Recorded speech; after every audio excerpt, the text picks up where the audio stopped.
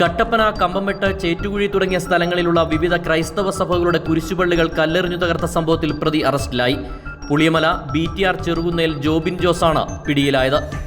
ആക്രമണത്തിന് പിന്നാലെ വണ്ടമ്മേട് SHO ഷൈൻകുമാറിന്റെ മേൽനോട്ടത്തിൽ പ്രത്യേക അന്വേഷണ സംഘത്തിനെ കട്ടപ്പന DYSP PV ബേബി രൂപീകരിച്ചിരുന്നു. ഇവരാണ് പ്രതിയെ ഇന്ന് വീട്ടിൽ നിന്ന് കസ്റ്റഡിയിലെടുത്തത്. വിവാഹം നിരന്തരമായി മുടക്കുന്ന സഭ അധികൃതരോടുള്ള വൈരാഗ്യമാണ് കുരിശുപള്ളികൾ തകർക്കാൻ കാരണമായത് എന്നാണ് ഇയാൾ പോലീസിന് നൽകിയ മൊഴി. മാർച്ച് 12 പുലർച്ചെയാണ് പ്രതി ജോബിൻ ഓർത്തഡോക്സ് കത്തോലിക്ക സഭകളുടെ കീഴിലെ 8ഓളം കുരിശുപള്ളികളുടെ ചില്ലുകൾ തകർത്തത്. പുളിയന്മല അമലമനോഹരി കപ്പേളയുടെ ചില്ല് ബൈക്കിലെത്തി എറിഞ്ഞു തകർക്കുന്ന CCTV ദൃശ്യം പോലീസിന് ലഭിച്ചിരുന്നു. ഈ ദൃശ്യങ്ങളും പ്രതി ഉപയോഗിച്ചിരുന്ന ബൈക്കും വസ്ത്രവുമാണ് കേസിൽ നിർണായകമായത്. SI Diju Joseph, ASI James, SCPO Prashanth K Mathew, CPO Albash എന്നിവരും അന്വേഷണ സംഘത്തിൽ ഉണ്ടായിരുന്നു. Idukki live news, Kattappana.